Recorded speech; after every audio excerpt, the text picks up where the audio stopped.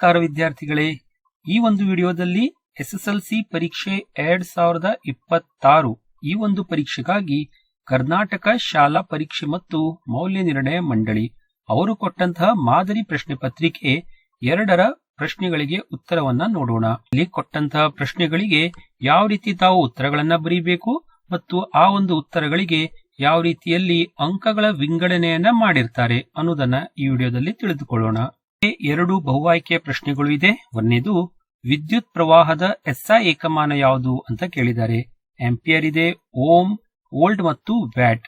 ಇಲ್ಲಿ ಆಂಪಿಯರ್ ಅನ್ನುವುದು ವಿದ್ಯುತ್ ಪ್ರವಾಹದ ಎಸ್ಐ ಏಕಮಾನ, ಓಮ್ ಇದು ರೋಧದ ಎಸ್ಐ ಏಕಮಾನವಾಗಿದೆ, ವೋಲ್ಟ್ ವಿಭವಾಂತರದ ಎಸ್ಐ ಏಕಮಾನ ಮತ್ತು ವ್ಯಾಟ್ ವಿದ್ಯುತ್ ಸಾಮರ್ಥ್ಯದ ಎಸ್ಐ ಏಕಮಾನ ಆಗಿರ್ತದೆ. ನಂತರ 2ನೇ ಪ್ರಶ್ನೆಯಲ್ಲಿ ಒಂದು ಚಿತ್ರವನ್ನ ಇಲ್ಲಿ ಕೊಟ್ಟಿದ್ದಾರೆ. ಈ ಒಂದು ಚಿತ್ರವನ್ನ ಕೊಟ್ಟು ಇಲ್ಲಿ ವೃತ್ತಾಕಾರದ ಸುರುಳಿಯ ಕೇಂದ್ರ ಸಿ ನಲ್ಲಿ ಕಾಂತಕ್ಷೇತ್ರವು ಅಂತ ಕೊಟ್ಟಿದ್ದಾರೆ. ಅದರ ಕೇಂದ್ರದಲ್ಲಿ ಕಾಂತಕ್ಷೇತ್ರ ಏನಾಗಿರ್ತದೆ ಅನ್ನೋದನ್ನ ಇಲ್ಲಿ ನಾವು ತಿಳ್ಕೊಳ್ಬೇಕು. ಸೊ ಇಲ್ಲಿ ಉತ್ತರದಲ್ಲಿ ಎ 0 ಇದೆ, ಬಿ ಐ ಅಂತ ಕೊಟ್ಟಿದ್ದಾರೆ, ಸಿ 2i1 ಮತ್ತೆ ಡಿ 2i2 ಅಂತ ಕೊಟ್ಟಿದ್ದಾರೆ. ಸ್ನೇಹಿತರೆ, ಇಲ್ಲಿ ಮಧ್ಯದಲ್ಲಿ ಅಥವಾ ಕೇಂದ್ರದಲ್ಲಿ ಕಾಂತಕ್ಷೇತ್ರವು ಶೂನ್ಯವಾಗಿರುತ್ತದೆ. ಅಂಕದ 2 ಪ್ರಶ್ನೆಗಳು ಇದೆ. ವಾಹನದ ಹಿನ್ನೋಟ ದರ್ಪಣವಾಗಿ ಯಾವ ದರ್ಪಣವನ್ನು ಬಳಸುತ್ತಾರೆ ಅಂತ ಕೇಳಿದ್ದಾರೆ. ಇಲ್ಲಿ ಬಳಕೆಯಾಗುವಂತಹ ದರ್ಪಣ ಪಿನ ದರ್ಪಣ. ಸ್ನೇಹಿತರೆ, ಇಲ್ಲಿ ಪ್ರಶ್ನೆಯನ್ನು ಓದುವಾಗ ತಾವು ಗಮನವಿಟ್ಟು ಓದಬೇಕು. ವಾಹನದ ಹಿನ್ನೋಟ ದರ್ಪಣ ಅಂತ ಕೇಳಿದ್ದಾರೆ. ಕೆಲವೊಮ್ಮೆ ಇಲ್ಲಿ ವಾಹನದ ಮುಂಭಾಗದ ದೀಪಗಳಲ್ಲಿ ಅನ್ನುವಂತ ಒಂದು ಪ್ರಶ್ನೆಯನ್ನು ಕೂಡ ಕೇಳ್ತಾರೆ. ಸೊ ಅಲ್ಲಿ ನಿಮ್ನ ದರ್ಪಣವನ್ನ ಬಳಕೆ ಮಾಡಲಾಗ್ತದೆ. ಸೊ ವಾಹನದ ಹಿನ್ನೋಟ ದರ್ಪಣದಲ್ಲಿ ಪಿನ ದರ್ಪಣವನ್ನ ಉಪಯೋಗಿಸುವಂತದ್ದು, ಅದೇ ವಾಹನದ ಮುಂಭಾಗದ ಒಂದು ದೀಪಗಳಲ್ಲಿ ನಿಮ್ನ ದರ್ಪಣವನ್ನ ಬಳಕೆ ಮಾಡಲಾಗ್ತದೆ. ಪ್ರಶ್ನೆ, ಗೃಹ ವಿದ್ಯುತ್ ಮಂಡಲದಲ್ಲಿ ಓವರ್ಲೋಡ್ ತಡೆಯಲು ಯಾವುದಾದರೂ 2 ಸಲಹೆಗಳನ್ನು ಪಟ್ಟಿ ಮಾಡಿ ಅಂತ ಹೇಳಿದ್ದಾರೆ. ಇಲ್ಲಿ 5 ಸಲಹೆಗಳನ್ನ ಕೊಟ್ಟಿದ್ದಾರೆ. ವಿದ್ಯುತ್ ಮಂಡಲದಲ್ಲಿನ ಸಜೀವ ಮತ್ತು ತಟಸ್ಥ ತಂತಿಗಳು ನೇರ ಸಂಪರ್ಕಕ್ಕೆ ಬರಬಾರದು, ತಂತಿಗಳ ಮೇಲಿನ ಅವಾಹಕ ಹೊದಿಕೆಗೆ ಹಾನಿಯಾಗಬಾರದು, ವಿದ್ಯುತ್ ಉಪಕರಣಗಳಲ್ಲಿ ದೋಷವಿರಬಾರದು, ಹಲವು ಉಪಕರಣಗಳನ್ನು ಒಂದೇ ಸಾಕೆಟ್ಗೆ ಜೋಡಿಸಬಾರದು, ವಿದ್ಯುತ್ ಮಂಡಲದಲ್ಲಿ ಸೂಕ್ತ ದರದ ಫ್ಯೂಸ್ ಬಳಸುವುದು. ಸೊ ಈ 5 ಅಂಶಗಳಲ್ಲಿ ಯಾವುದೇ ತಾವು 2 ಅಂಶಗಳನ್ನ ಬರೆದಾಗ ಅಲ್ಲಿ ಪ್ರತಿಯೊಂದು ಅಂಶಕ್ಕೆ ಅರ್ಧ ಅಂಕ ಇರ್ತದೆ. ಒಟ್ಟಾರೆ 1 ಅಂಕವನ್ನು ತಾವಲ್ಲಿ ಪಡ್ಕೊಳ್ತೀರಿ. 2 ಅಂಕದ ಪ್ರಶ್ನೆಗಳನ್ನು ನೋಡೋಣ. 5ನೇ ಪ್ರಶ್ನೆ, ಸರಳ ವಿದ್ಯುತ್ ಮಂಡಲದ ಚಿತ್ರವನ್ನು ಬರೆಯಿರಿ, ಅಮೀಟರ್ ಮತ್ತು ವೋಲ್ಟ್ ಮೀಟರ್ ಗಳನ್ನ ಗುರುತಿಸಿ ಅಂತ ಹೇಳಿದ್ದಾರೆ. ಇದೊಂದು ಸರಳ ವಿದ್ಯುತ್ ಮಂಡಲದ ಚಿತ್ರ, ತಾವೆಲ್ಲ ಪ್ರಾಕ್ಟೀಸ್ ಮಾಡಿರ್ತೀರಿ. ಇದಕ್ಕೆ 1 ಅಂಕ ಇರ್ತದೆ. ನಂತರ ಇಲ್ಲಿ ವೋಲ್ಟ್ ಮೀಟರ್ ಮತ್ತು ಅಮೀಟರ್ ಅನ್ನ ತೋರಿಸಬೇಕಾಗತ್ತೆ. ಅದಕ್ಕೆ ಅರ್ಧ ಅಂಕವನ್ನ ಕೊಟ್ಟಿದ್ದಾರೆ. ಸೊ ಒಟ್ಟಾರೆ 2 ಅಂಕಗಳನ್ನ ಪಡ್ಕೊಳ್ತೀರಿ. ಸ್ನೇಹಿತರೆ, ಗೊತ್ತಿರಲಿ, ವೋಲ್ಟ್ ಮೀಟರ್ ನ ಯಾವತ್ತು ನಾವಿಲ್ಲಿ ಸಮಾಂತರವಾಗಿ ಜೋಡಿಸ್ತೇವೆ, ಅಮೀಟರ್ ಅನ್ನ ಸರಣಿಯಲ್ಲಿ ಜೋಡಿಸುವಂತದ್ದು. 6ನೇ ಪ್ರಶ್ನೆ, ಒಂದು ಲೆಕ್ಕವನ್ನ ಕೇಳಿದರೆ. ಒಂದು ವಿದ್ಯುತ್ ಮೋಟಾರ್ 220 ವೋಲ್ಟ್ ಆಕಾರದಿಂದ 10 ಆಂಪಿಯರ್ ವಿದ್ಯುತ್ ಪ್ರವಾಹವನ್ನು ಪಡೆಯುತ್ತದೆ. ಮೋಟಾರಿನ ಸಾಮರ್ಥ್ಯವನ್ನು ಕಂಡುಹಿಡಿಯಿರಿ ಅಂತ ಹೇಳಿದ್ದಾರೆ. ಸಾಮರ್ಥ್ಯ ಅಂದ್ರೆ ಅಲ್ಲಿ ಪಿ. ಇನ್ನು ಪಿ ಸೂತ್ರ ತಮಗೆಲ್ಲ ಗೊತ್ತಿದೆ, P is equal to V I ಅಂತ. ಪ್ರಶ್ನೆಯಲ್ಲಿ ವಿ ಅನ್ನ ಕೊಟ್ಟಿದ್ದಾರೆ 220 ವೋಲ್ಟ್ ಅಂತ. ಅದೇ ರೀತಿ 10 ಆಂಪಿಯರ್ ಏನಿದೆಯಲ್ಲ ಅದು ವಿದ್ಯುತ್ ಪ್ರವಾಹ, ಅಂದ್ರೆ ಐ ಅನ್ನು ಕೂಡ ಕೊಡಲಾಗಿದೆ. ಸೊ ಸುಲಭವಾದ ಲೆಕ್ಕ ಇದು, ಯಾಕಂದ್ರೆ 220 ಇಂಟು 10 ಅನ್ನ ಮಾಡಬೇಕು. ಸೊ 220 ಗುಣಿಸು 10 ಮಾಡಿದಾಗ 2200 ಆನ್ಸರ್ ಬರ್ತಾ ಇದೆ. ಇದು ವಿದ್ಯುತ್ ಸಾಮರ್ಥ್ಯ ಆಗಿರುವುದರಿಂದ ವ್ಯಾಟ್ ಅನ್ನುವಂಥದ್ದನ್ನ ತಾವಿಲ್ಲಿ ಯೂನಿಟ್ ಬರಿಬೇಕು. ಸೊ ಸೂತ್ರ ಬರೆದಾಗ ಅರ್ಧ ಅಂಕವನ್ನ ಪಡ್ಕೊಳ್ತೀರಿ. ಈ ರೀತಿ ಗುಣಾಕಾರವನ್ನು ಮಾಡಿದಾಗ ಮತ್ತೆ ಅರ್ಧ ಅಂಕ ತಮಗೆ ಇಲ್ಲಿ ಸಿಗುವಂತದ್ದು. ಕೊನೆಯ ಒಂದು ಆನ್ಸರ್ ಮತ್ತೆ ಆ ಯೂನಿಟ್ ಬರೆದಿದ್ದಕ್ಕೆ ಮತ್ತೆ 1 ಅಂಕವನ್ನ ತಾವಿಲ್ಲಿ ಪಡ್ಕೊಳ್ತೀರಿ. ಸೊ ಒಟ್ಟಾರೆ 2 ಅಂಕ ಇಲ್ಲಿರುವಂತದ್ದು. 7ನೇ ಪ್ರಶ್ನೆಯಲ್ಲೂ ಕೂಡ ಒಂದು ಚಿತ್ರವನ್ನ ಕೊಟ್ಟಿದ್ದಾರೆ. ಬಿಳಿಯ ಬಣ್ಣದ ಬೆಳಕಿನ ಪುನರ್ ಸಂಯೋಜನೆಯನ್ನು ತೋರಿಸಲು ನ್ಯೂಟನ್ ರವರು ಮಾಡಿದ ಪ್ರಯೋಗದ ಚಿತ್ರವನ್ನು ಬರೆಯಿರಿ ಅಂತ ಕೇಳಿದ್ದಾರೆ. ಸೊ ಈ ಚಿತ್ರ ತಾವು ಪ್ರಾಕ್ಟೀಸ್ ಮಾಡಿರ್ತೀರಿ.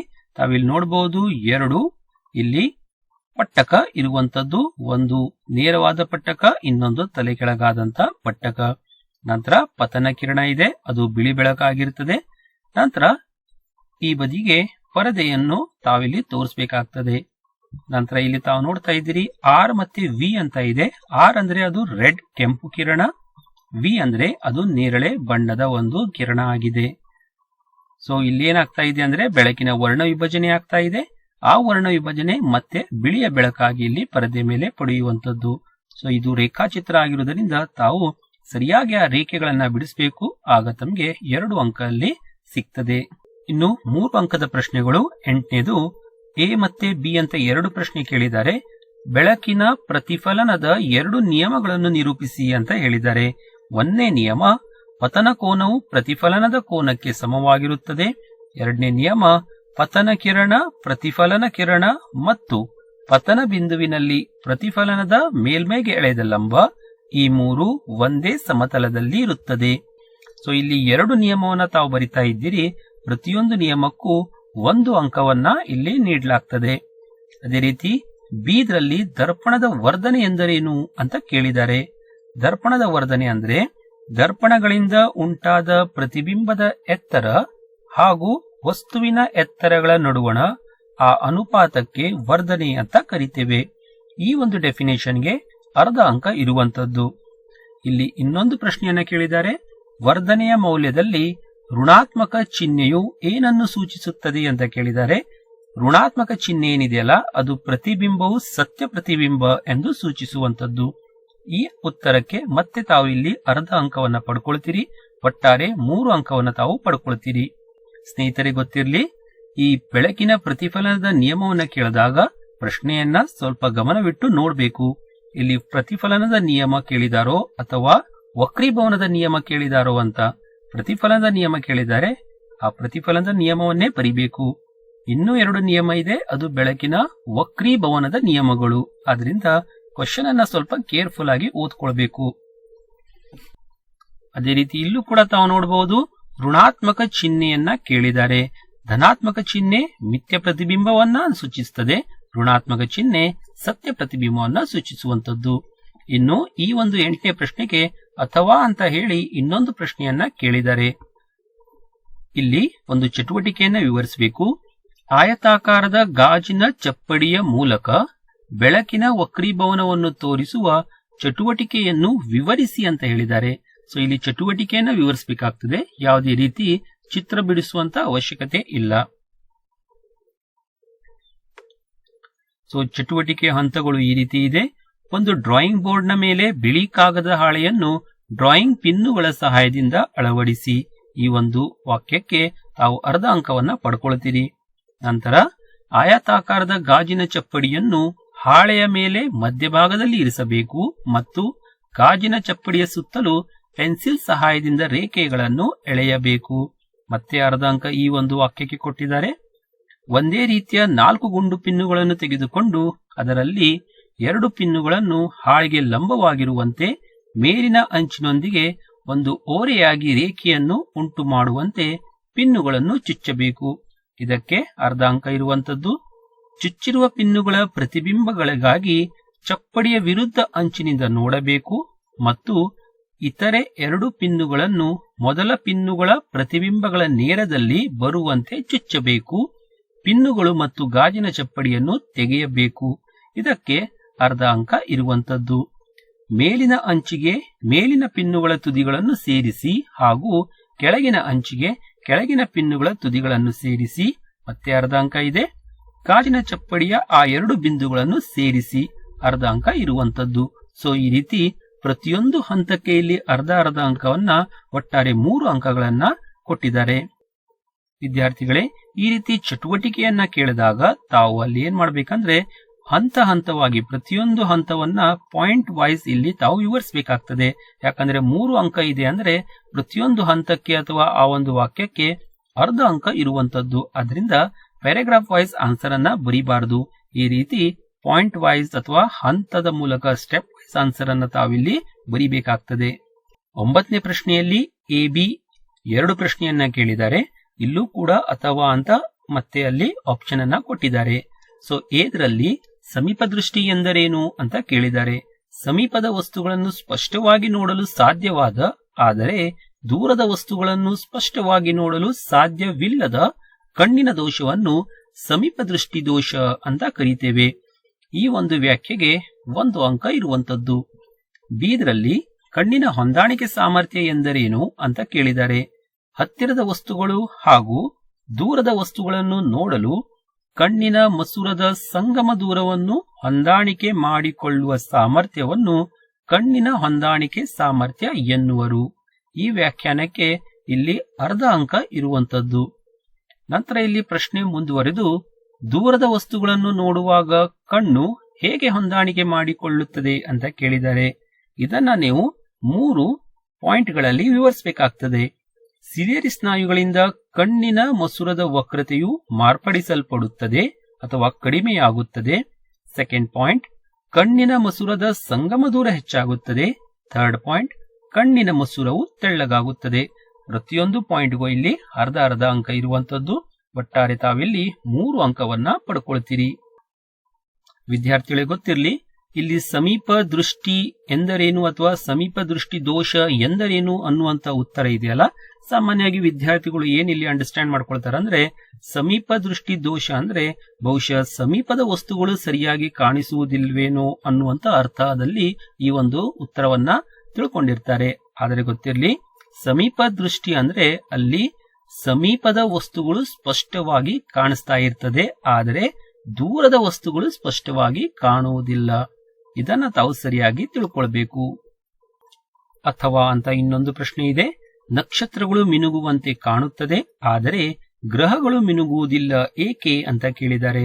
ಸೊ 3 ಅಂಕದ ಪ್ರಶ್ನೆ ಇರುವುದರಿಂದ ವಿವರವಾದ ಒಂದು ಆನ್ಸರ್ ಅನ್ನ ಬರೀಬೇಕು. ಫಸ್ಟ್ ಪಾಯಿಂಟ್, ನಕ್ಷತ್ರಗಳ ಮಿನುಗುವಿಕೆಯು ವಾಯುಮಂಡಲದಲ್ಲಿ ನಕ್ಷತ್ರಗಳ ಬೆಳಕಿನ ವಕ್ರೀಭವನದಿಂದ ಉಂಟಾಗಿದೆ. ಇದಕ್ಕೆ 1 ಅಂಕ ಇರುವಂತದ್ದು. ಇಲ್ಲಿ ವಕ್ರೀಭವನ ಅನ್ನುವಂತ ಒಂದು ಆ ಪದ ಬಳಕೆ ಆಗಲೇಬೇಕು. ನಂತರ ವಾಯುಮಂಡಲದಲ್ಲಿನ ವಿವಿಧ ಸ್ತರಗಳ ವಕ್ರೀಭವನ ಸ್ಥಿರಾಂಕವು ಭಿನ್ನವಾಗಿರುವುದರಿಂದ ನಕ್ಷತ್ರಗಳಿಂದ ಬರುವ ಬೆಳಕು ಸತತವಾಗಿ ವಕ್ರೀಭವನ ಹೊಂದುತ್ತದೆ. ಇದರಿಂದಾಗಿ ನಕ್ಷತ್ರಗಳು ಮಿನುಗಿದಂತೆ ಕಾಣುತ್ತದೆ. ಈ ಒಂದು ಪಾಯಿಂಟ್ಗೆ ಇನ್ನೂ 1 ಅಂಕವನ್ನು ಇಲ್ಲಿ ಕೊಡಲಾಗಿದೆ. ಫೈನಲ್ ಆಗಿ ಗ್ರಹಗಳು ನಕ್ಷತ್ರಗಳಿಗಿಂತ ಹತ್ತಿರದಲ್ಲಿವೆ. ಇದರಿಂದ ಅವು ನಕ್ಷತ್ರಗಳಿಗಿಂತ ದೊಡ್ಡದಿರುವಂತೆ ಗೋಚರಿಸುತ್ತವೆ.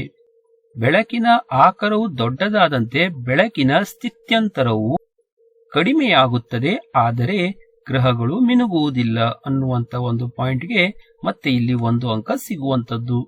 ಸೊ ಎಲ್ಲ ಆನ್ಸರ್ ಅನ್ನ ತಾವು ಇದೇ ರೀತಿ ಪಾಯಿಂಟ್ ವೈಸ್ ಬರಿಬೇಕಾಗ್ತದೆ. ಪ್ರಶ್ನೆ ಇಲ್ಲಿ ಎ ಬಿ ಸಿ ಅಂತ 3 ಪ್ರಶ್ನೆಯನ್ನ ಕೇಳಿದ್ದಾರೆ. ಸೊಲನಾಯ್ಡ್ ಎಂದರೇನು? ಅವಾಕ ಹೊದಿಕೆ ಇರುವ ತಾಮ್ರದ ತಂತಿಯ ಅನೇಕ ಸುತ್ತುಗಳನ್ನು ಒತ್ತೊತ್ತಾಗಿ ಹೊಂದಿರುವ ಸಿಲಿಂಡರ್ ಆಕಾರವನ್ನು ಸೊಲನಾಯ್ಡ್ ಎನ್ನುವರು. ಈ ವ್ಯಾಖ್ಯೆಗೆ 1 ಅಂಕ. ಫ್ಲೆಮಿಂಗ್ನ ಎಡಗೈ ನಿಯಮವನ್ನು ನಿರೂಪಿಸಿ ಅಂತ ಹೇಳಿದ್ದಾರೆ.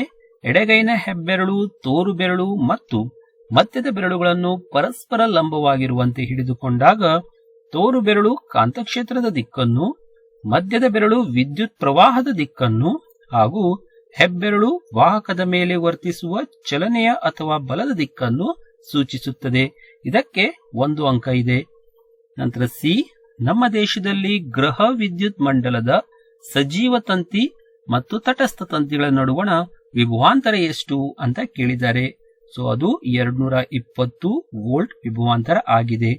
ಇದಕ್ಕೆ 1 ಅಂಕ ಇರುವಂತದ್ದು. ಒಟ್ಟಾರೆ 3 ಅಂಕ ಈ ಒಂದು ಪ್ರಶ್ನೆಗೆ ಕೊಟ್ಟಿದ್ದಾರೆ. 4 ಅಂಕದ ಪ್ರಶ್ನೆ 11ನೇ ಪ್ರಶ್ನೆ. ಇಲ್ಲೂ ಕೂಡ ಎ ಬಿ ಅಂತ ಇದೆ.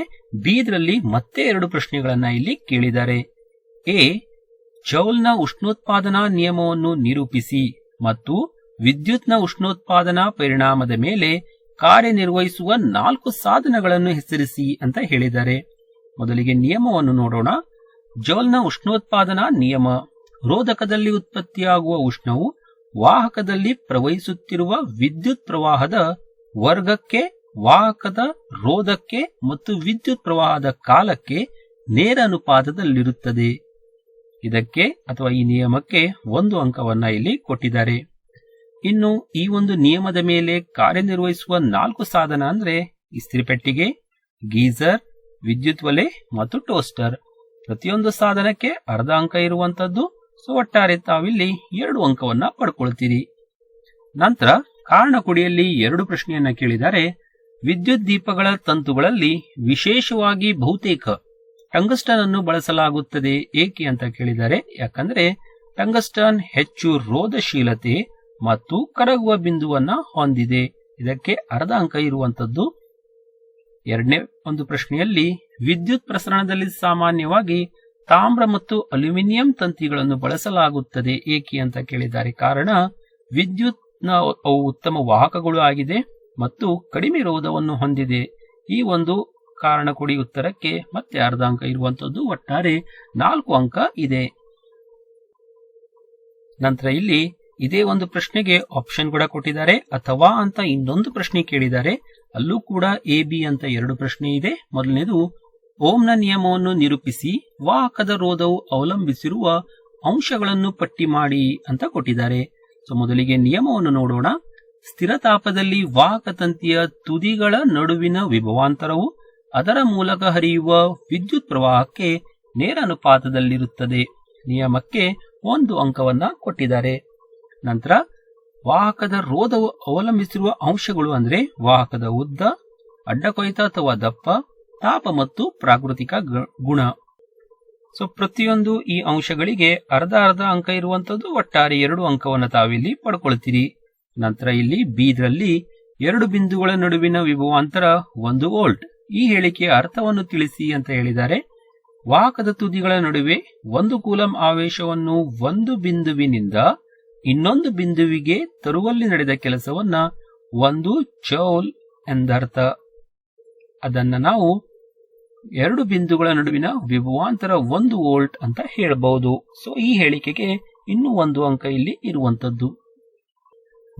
ಸ್ನೇಹಿತರೆ, ಈ ಒಂದು ಕ್ವೆಶ್ಚನ್ ಪೇಪರ್ದಲ್ಲಿ ತಾವು ಗಮನಿಸಿರಬಹುದು, ಬೆಳಕಿನ ಪ್ರತಿಫಲನದ ನಿಯಮವನ್ನು ಕೇಳಿದ್ದಾರೆ. ಜೌಲ್ನ ಉಷ್ಣೋತ್ಪಾದನಾ ನಿಯಮ, ಓಮ್ನ ನಿಯಮ ಮತ್ತು ಫ್ಲೆಮಿಂಗ್ನ ಎಡಗೈ ನಿಯಮವನ್ನು ಕೂಡ ಇಲ್ಲಿ ಕೇಳಿದ್ದಾರೆ. ಒಟ್ಟಾರೆ 4 ಅಂಕಕ್ಕೆ ನಿಯಮವನ್ನ ಕೇಳುವುದರಿಂದ ತಾವು ಎಲ್ಲಾ ನಿಯಮವನ್ನ ಪರ್ಫೆಕ್ಟ್ ಆಗಿ ಕಲಿತು ಬೈಪಟ್ ಮಾಡಿದರೂ ಕೂಡ ಅಲ್ಲಿ ತಾವು ಆ ಅಂಕಗಳನ್ನ ಪಡ್ಕೊಳ್ತೀರಿ. ಇನ್ನು 4 ಅಂಕದ ಇನ್ನೊಂದು ಪ್ರಶ್ನೆ, 12ನೇ ಪ್ರಶ್ನೆ ಎ. ಒಂದು ವಸ್ತುವನ್ನು 20 ಸೆಂಟಿಮೀಟರ್ ಸಂಗಮ ದೂರವಿರುವ ಪೀನ ಮಸೂರದ ಪ್ರಧಾನ ಅಕ್ಷದ ಮೇಲೆ ಲಂಬವಾಗಿ ಇರಿಸಲಾಗಿದೆ. ಪ್ರತಿಬಿಂಬದ ಸ್ಥಾನವು 60 ಸೆಂಟಿಮೀಟರ್ ಆಗಲು ವಸ್ತುವನ್ನು ಮಸೂರದಿಂದ ಎಷ್ಟು ದೂರದಲ್ಲಿ ಇರಿಸಬೇಕು ಅಂತ ಒಂದು ಲೆಕ್ಕವನ್ನ ಕೇಳಿದ್ದಾರೆ. ಮೊದಲಿಗೆ ಒಂದು ವಸ್ತು 20 ಸೆಂಟಿಮೀಟರ್ ಸಂಗಮ ದೂರವಿರುವ ಅಂತ ಹೇಳಿದ್ದಾರೆ. ಇಲ್ಲಿ ಸಂಗಮ ದೂರ ಅಂದ್ರೆ ಅದು ಎಫ್ ಆಗಿರ್ತದೆ. ನಂತರ ಪೀನ ಮಸೂರದ ಸಂಗಮ ದೂರ ಯಾವತ್ತು ನಾವು ಪಾಸಿಟಿವ್ ಆಗಿ ತಗೊಳ್ಬೇಕು. So F is equal to 20 centimetre. ನಂತರ ಪ್ರತಿಬಿಂಬದ ಸ್ಥಾನದ ಬಗ್ಗೆ ಕೇಳಿದ್ದಾರೆ. ಅದರಿಂದ ವಿ ನ ಬೆಲೆ 60 ಸೆಂಟಿಮೀಟರ್ ಅಂತ ತಗೊಳ್ಬೇಕು. ಪ್ರತಿಬಿಂಬವು ಕೂಡ ಬಲಭಾಗದಲ್ಲಿ ಮೂಡುವುದರಿಂದ ಅದು ಕೂಡ ಪ್ಲಸ್ ಅಂತ ನಾವಿಲ್ಲಿ ತಗೊಳ್ಬೇಕು. ನಂತರ ವಸ್ತುವನ್ನು ಮಸೂರದಿಂದ ಎಷ್ಟು ದೂರದಲ್ಲಿ ಇರಿಸಬೇಕು ಅಂತ ಕೇಳಿದ್ದಾರೆ. ಸೊ ಯು ನ ಬೆಲೆಯನ್ನ ಕಂಡುಹಿಡಿಬೇಕು. ಇಲ್ಲಿ ತಾವು ಆ ಒಂದು ಮಸೂರದ ಸೂತ್ರವನ್ನ ಮೊದಲಿಗೆ ಬರೀಬೇಕಾಗತ್ತೆ. 1/f is equal to 1/v minus 1/u. ಮಸೂರದ ಸೂತ್ರ ಆಗಿರುವುದರಿಂದ ಇಲ್ಲಿ ಮೈನಸ್ ಬರ್ತದೆ. ಅದೇ ದರ್ಪಣದ ಸೂತ್ರ ಆಗಿದ್ರೆ ಇಲ್ಲಿ ಪ್ಲಸ್ ಬರ್ತಾ ಇತ್ತು. ಸೊ ಸೂತ್ರ ಬರೆದಾಗ ತಾವು ಅರ್ಧ ಅಂಕವನ್ನ ಪಡ್ಕೊಳ್ತೀರಿ. ಇನ್ನು ಲೆಕ್ಕಕ್ಕೆ ತಕ್ಕಂತೆ ನಾವು ಸೂತ್ರವನ್ನ ಸ್ವಲ್ಪ ಮಾಡಿಫೈ ಮಾಡ್ಕೊಳ್ಬೇಕು. 1/u is equal to 1/v minus 1/f. V ನ ಬೆಲೆಯನ್ನ ಕೊಟ್ಟಿದ್ದಾರೆ 1/60. ಎಫ್ ನ ಬೆಲೆಯನ್ನ ಕೊಟ್ಟಿದ್ದಾರೆ 1/20. 60 ಮತ್ತು 20ರ ಒಂದು ಲಸ 60 ಆಗಿದೆ. 61ಲೆ 60, ಆದ್ದರಿಂದ ಇಲ್ಲಿ 1 ಅಂತ ಬರೀಬೇಕು. 23ಲೆ 60, ಇಲ್ಲಿ 3 ಅಂತ ಬರೀಬೇಕು. ಮೈನಸ್ ಚಿಹ್ನೆ ಇಲ್ಲಿ ಇಡುವಂತದ್ದು. ಸೊ 3ರಲ್ಲಿ 1 ಕಳೆದಾಗ -2 ಉತ್ತರ ಬರುವಂತದ್ದು 2/60. ಇದನ್ನ ಸರಳೀಕರಣಗೊಳಿಸಿದಾಗ 1/30 ಅಂತ ಉತ್ತರ ನಮಗೆ ಸಿಗ್ತದೆ. ಅದು 1/u ಆಗಿದೆ. ಇನ್ನು ಯು ನ ಬೆಲೆ u is equal to -30 centimetre ಇರುವಂತದ್ದು. ಸೊ ವಸ್ತು ಮಸೂರದಿಂದ 30 ಸೆಂಟಿಮೀಟರ್ ದೂರದಲ್ಲಿ ಇರಿಸಬೇಕು. ಈ ಒಂದು ಸ್ಟೇಟ್ಮೆಂಟ್ಗೆ ಮತ್ತೆ ಇಲ್ಲಿ 1 ಅಂಕ ತಾವು ಪಡ್ಕೊಳ್ತೀರಿ. ಇನ್ನು ಬಿ ದಲ್ಲಿ ಇನ್ನೊಂದು ಪ್ರಶ್ನೆ ಇದೆ. ಒಂದು ಮಸೂರದ ವಸ್ತು ದೂರ ಮತ್ತು ಪ್ರತಿಬಿಂಬದ ದೂರಗಳು ಕ್ರಮವಾಗಿ -30 ಸೆಂಟಿಮೀಟರ್ ಮತ್ತು -10 ಸೆಂಟಿಮೀಟರ್ ಆಗಿದೆ. ಬಳಸಲಾಗಿರುವ ಮಸೂರದ ವಿಧ ಯಾವುದು ಅಂತ ಕೇಳಿದ್ದಾರೆ ಮತ್ತು ಪ್ರತಿಬಿಂಬದ ಸ್ವಭಾವವನ್ನು ನಿರ್ಧರಿಸಿ ಅಂತ ಹೇಳಿದ್ದಾರೆ. ಸೊ ವಸ್ತು ದೂರ ಮತ್ತೆ ಪ್ರತಿಬಿಂಬದ ದೂರ ಎರಡೂ ಕೂಡ -30 ಇರುವುದರಿಂದ ಅಥವಾ ಆ ಒಂದು ನೆಗೆಟಿವ್ ಚಿಹ್ನೆ ಇರುವುದರಿಂದ ಆ ಮಸೂರದ ವಿಧ ಇಲ್ಲಿ ನಿಮ್ನ ಮಸೂರ ಆಗಿರುತ್ತದೆ. ಇನ್ನು ಪ್ರತಿಬಿಂಬದ ಸ್ವಭಾವ ನಿಮ್ನ ಮುಸುರದಲ್ಲಿ ಮಿಥ್ಯ ಮತ್ತು ನೇರವಾದ ಪ್ರತಿಬಿಂಬ ಮೂಡುವಂಥದ್ದು. ಈ ಸ್ಟೇಟ್ಮೆಂಟ್ಗೆ ಅಥವಾ ಈ ಉತ್ತರಕ್ಕೆ ಮತ್ತೆ 1 ಅಂಕ. ಒಟ್ಟಾರೆ ಇಲ್ಲಿ 4 ಅಂಕವನ್ನು ತಾವು ಪಡ್ಕೊಳ್ತೀರಿ. ಸ್ನೇಹಿತರೆ, ಇದಿಷ್ಟು ಮಾಡೆಲ್ ಕ್ವಶನ್ ಪೇಪರ್ 2ರಲ್ಲಿ ಭೌತಶಾಸ್ತ್ರದಲ್ಲಿ ಕೊಟ್ಟಂತ ಪ್ರಶ್ನೆಗಳಿಗೆ ಉತ್ತರ ಯಾವ ರೀತಿ ಬರೀಬೇಕು, ಅಲ್ಲಿ ಮಾರ್ಕ್ಸ್ ಅನ್ನು ಯಾವ ರೀತಿ ಡಿಸ್ಟ್ರಿಬ್ಯೂಟ್ ಮಾಡಲಾಗಿದೆ ಅನ್ನೋದನ್ನ ತೋರಿಸ್ಕೊಟ್ಟಿದ್ದೇನೆ. ನೆಕ್ಸ್ಟ್ ವಿಡಿಯೋದಲ್ಲಿ ಕೆಮಿಸ್ಟ್ರಿ ಮತ್ತೆ ಬಯಾಲಜಿ ಬಗ್ಗೆ ತಿಳ್ಕೊಳ್ಳೋಣ. ಅದನ್ನ ತಿಳ್ಕೊಳ್ಬೇಕಂದ್ರೆ ಚಾನಲ್ ಸಬ್ಸ್ಕ್ರೈಬ್ ಮಾಡ್ರಿ, ಪ್ಲೇ ಲಿಸ್ಟ್ ಇಂದ ವಿಡಿಯೋ ನೋಡ್ರಿ, ಮತ್ತು ಈ ವಿಡಿಯೋ ಇಷ್ಟ ಆದರೆ ಲೈಕ್ ಬಟನ್ ಒತ್ತಿರಿ, ಜೊತೆಗೆ ಸ್ನೇಹಿತರೊಂದಿಗೆ ಹಂಚಿಕೊಳ್ಳಿ ಅಂತ ಹೇಳ್ತಾ ಧನ್ಯವಾದಗಳು.